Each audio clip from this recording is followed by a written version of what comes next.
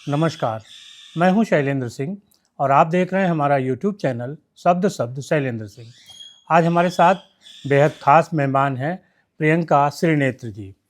Video में आगे बढ़ने से पहले आपसे एक छोटी सी अपील है कि अगर आपने हमारा चैनल सब्सक्राइब नहीं किया है तो सब्सक्राइब कर लीजिए, वीडियो को अंत तक देखिए और अच्छा लगे तो लाइक, शेयर और कमेंट भी कीजिए। शुक्रिया। जिन्होंने बनारस के यूपी कॉलेज में जब वो पढ़ती थी तो मिस यूपी का ताज जीता था और अभी वो मिसेज यूपी की फाइनलिस्ट हैं। तो मिस यूपी से और मिसेज जो यूपी है उसका जो सफ़र रहा वो कैसा रहा, साथ ही साथ प्रियंका जी का जो परिवार है जुडिशरी से जुड़ा हुआ है और समाज सेवा के क्षेत्र में तमाम उनकी अग्रणी भूमिकाएं हैं। पेट्स लवर हैं, वो पेट्स को जितनी मदद कर सकती हैं वो करती हैं। अभी हम दिखाएंगे कि उन्होंने अपने घर में किस तरीके से एक छोटा सा जू टाइप भी बना रखा है जहाँ पैरेट है, तोता है, डॉग है, कई चीज़ें हैं। तो प्रियंका जी बहुत बहुत आपको बधाई कि आप नए साल में ताज जीते हैं। हम सारे लोग ये उम्मीद करते हैं और जब आप ताज जीत के आए तो दोबारा हम लोग इंटरव्यू करें। बिल्कुल बिल्कुल। कैसे आपका ये सफ़र शुरू रहा जब मिस यूपी आपने कॉलेज में जीता और मिसेज यूपी अब फाइनलिस्ट है? शुरुआत से ही हमारा नेचर थोड़ा सा बिल्कुल ओपन रहा है, लीडरशिप का नेचर रहा है। अच्छा।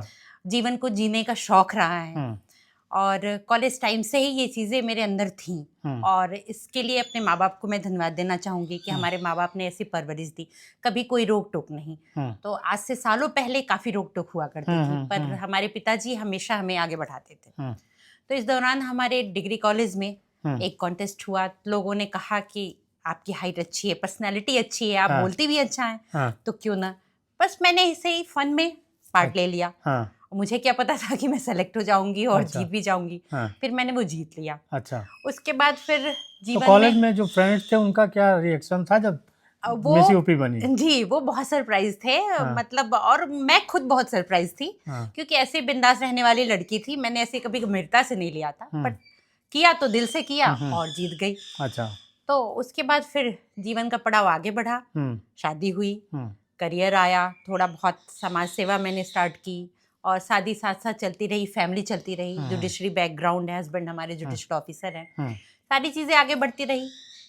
मन में भाव था कि मुझे कुछ करना है आगे, बट चूंकि मैं अपने परिवार में बहुत खुश थी, कहीं कोई ऐसी कमी मुझे लग नहीं रही थी और अपनी शुरू से मैं रिस्पॉन्सिबिलिटी निभाने वाली लड़की थी, तो मुझे लगा कि चलो ये पार्ट लाइफ का भी बहुत अच्छे से निकाल दूँ।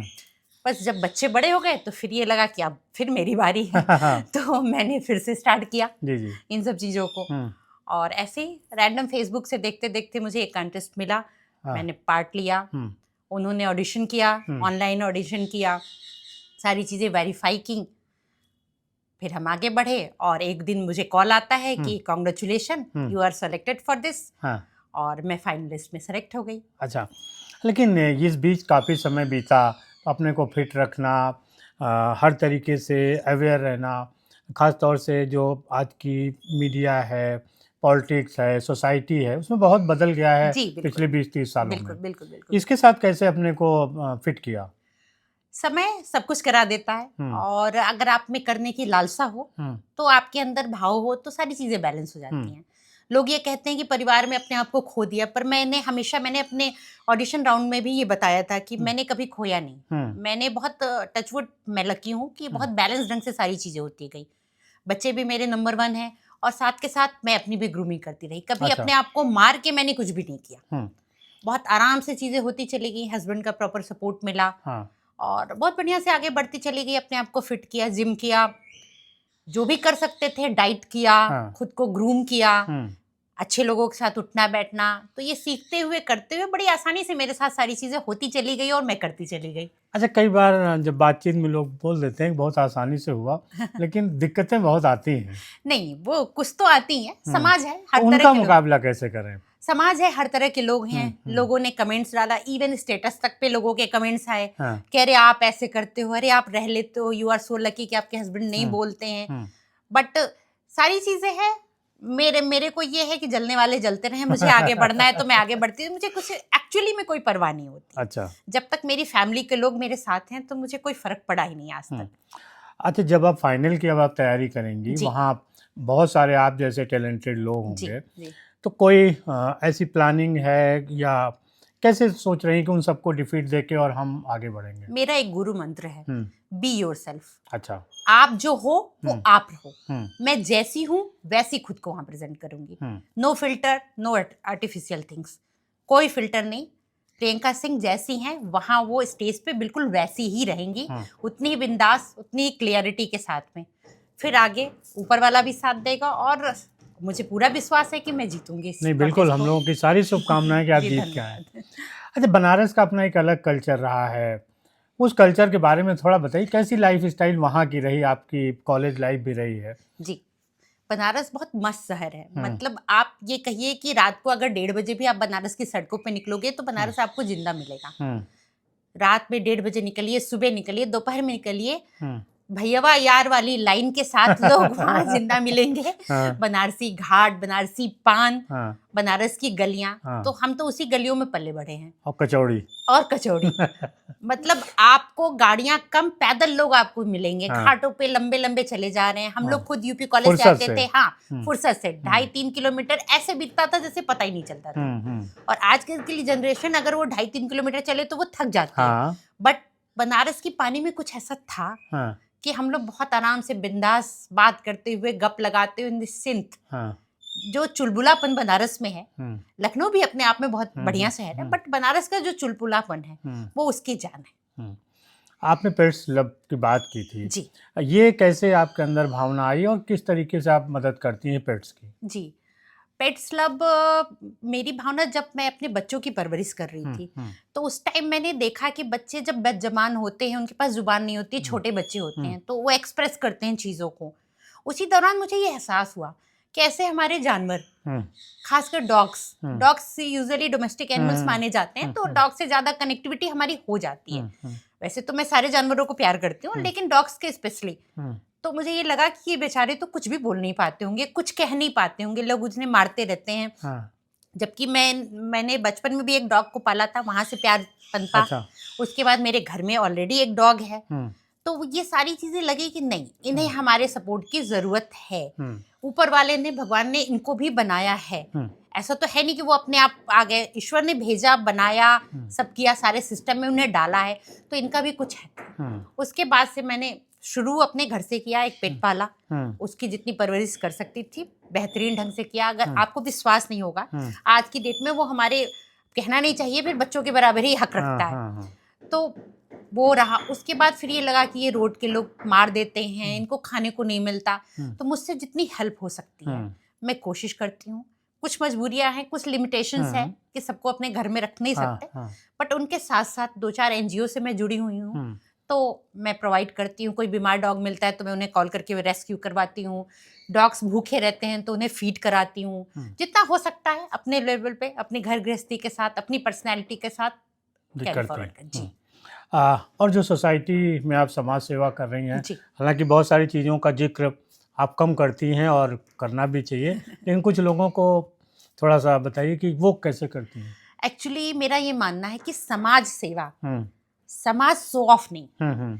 तो हम इस फिलॉसफी पे विश्वास करते हैं कि समाज की सेवा करना चाहिए साइलेंट रूप।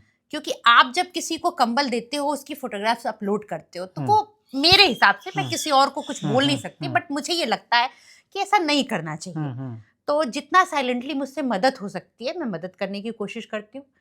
सर्दियों में गरीबों को कंबल देना, कभी कोई गरीब लीगल इशू में, चूंकि मेरा बैकग्राउंड जुडिशरी से है, तो लीगली किसी को कोई प्रॉब्लम आती है तो उसको जितनी हेल्प हो सकती है मैं अपने लेवल पे करने की कोशिश करती हूँ। 1-2 ब्लड डोनेशन NGO से मैं जुड़ी हुई हूँ, उसमें मैं रेगुलर ब्लड डोनेट करती हूँ। या फिर कभी PGI से कॉल आ जाए या कहीं से कॉल आ जाए तो मैं ये ट्राई करती हूँ कि कैरी फॉरवर्ड करके अपने ग्रुप्स में, तमाम ग्रुप्स से मैं ऐड हूँ, तो उसमें करते हुए जितना मैं हेल्प कर पाती हूँ उतना मैं हेल्प करती हूँ। अच्छा, आगे की क्या प्लानिंग है, आप क्या कैसे करना चाहती हैं? जो ईश्वर दिखाता जाएगा, जो मेरा फ्यूचर करता जाएगा, जो मुझे जिम्मेदारी मिलती जाएगी, पूरे दिल से, वही मैंने बोला कि नो फिल्टर्स, मैं जो रियल हूँ मैं वो रियल रहूंगी और इसी को आगे बढ़ाती चलूंगी। जिस लाइन में मदद हो जाए, मिसेज यूपी कॉन्टेस्ट में अगर मैं विन, अगर क्या, मुझे तो लगता है मैं विन करूंगी, विन कर गई तो उस लिंक को करते हुए जितनी समाज सेवा हो सकती है मैं अपनी तरफ से कोशिश करूंगी। उसको आगे बढ़ाने की। अच्छा, और जो मेरी अपनी पर्सनल समाज सेवा होती रह रही है वो होती ही रहेगी रेगुलर। कॉलेज के समय से और आज तक आप में एक पॉलिटिक्स भी है, जी बिल्कुल। क्या है और उसे आगे कैसे देख रही हैं? पॉलिटिक्स है क्या, बहुत ज़्यादा है। अच्छा। कॉलेज के टाइम में मेरा ये हाल हुआ करता था कि जितनी भी पार्टियां किसी भी चुनाव के लिए लड़े, वो सारे विरोधी सपोर्टिव सब मेरे पास आते थे। वो एक कहावत है ना कि एक घाट में हिरन और शेर सब शेर पानी पे पीता हाँ है। पानी पीते हैं, तो वही सिनेरियो मेरा था। अच्छा, तो वो आप चुनाव विरोधी, लड़ी थी? हाँ मैंने 1 साल चुनाव लड़ा था, जीते भी थे हम। अच्छा। जी। तो लेकिन उसके बाद मुझे ये लगा कि नहीं, इससे भी ऊपर कुछ टॉप होता है। वो मेरी शुरू की आदत रही है। तो ऐसे हाथ जोड़ के लोगों के पास वोट मांगने से बेहतर मुझे वो पोजीशन चाहिए जहाँ मैं लोगों को जिता पाऊँ। तो मतलब ये आप किंग नहीं, किंग मेकर किंग मेकर बनना चाह रही थी। तो मैंने दूसरे साल वो काम किया ही नहीं। हाँ। उसके बाद ये हाल हो गया कि मतलब महिलाओं का पूरा पूरा समूह मेरे साथ रहता था, तो जिनको जीतना होता था वो थक हार के मेरे पास आते ही आते थे। अच्छा। तो वो एक अलग मजा ही था। हाँ। कि सारी पार्टियां मेरे पास आ रही हैं कि नहीं मैम आपको जिताना है, प्रियंका जी आप ही जिता पाएंगी, आपके हाथ में बहुत कुछ है। ये सब लाइन्स आती रहती थी और मैंने उसको बहुत एंजॉय किया। अच्छा, कुछ और आप अपनी जैसी महिलाओं से कहना चाहती हैं जो आगे किस तरीके से बढ़े? बिल्कुल बिल्कुल कहना चाहती हूँ, और खासकर हाउसवाइफ से कहना चाहती हूँ। जिन लोगों को लगता है कि नहीं हाउसवाइफ मैं बन गई तो अब हो गया लाइन अप, ऐसा कुछ नहीं है। हर जिम्मेदारी आपको भगवान ने दी है, आप खुशी खुशी इस जिम्मेदारी को निभाइए। और मुझे ये लगता है कि 24 आवर्स होते हैं आपके दिन के, 24 घंटे में आपके पास इतना समय होता है कि आप समाज सेवा भी कर लो, खुद की ग्रूमिंग भी कर लो, और अपनी फैमिली को भी देख लो। सारी चीजें आप बहुत, अगर आप में बैलेंस आया, कॉन्फिडेंट आया, तो आप सारी चीजें बहुत इजीली आगे कैरी फॉरवर्ड कर सकती हो। कुछ भी सेक्रीफाइस करने की जरूरत नहीं है। मुझे तो पर्सनली ऐसा नहीं लगा। बच्चे भी मेरे बहुत बेहतरीन कर रहे हैं, हस्बैंड अपनी जगह पे हैं, घर मेरा ठीक ठाक भगवान की दया से रहता है। तो मुझे ये लगता है कि नहीं, आपके पास बहुत समय, आप जो हो उसमें से थोड़े थोड़े पल निकालते रहो, खुद को भी आगे बढ़ाते रहो, समाज को भी आगे बढ़ाते रहो, परिवार को भी आगे बढ़ाते रहो, और अपने आप रास्ते मिलते जाएंगे। आप आगे बढ़ते जाओगे और इसका कोई अंत नहीं है। जितना आगे बढ़ सकते हो उतना आगे बढ़ो। लाइफ टाइम सीखने की होती है, जिंदगी भर सीख सकते हो आप।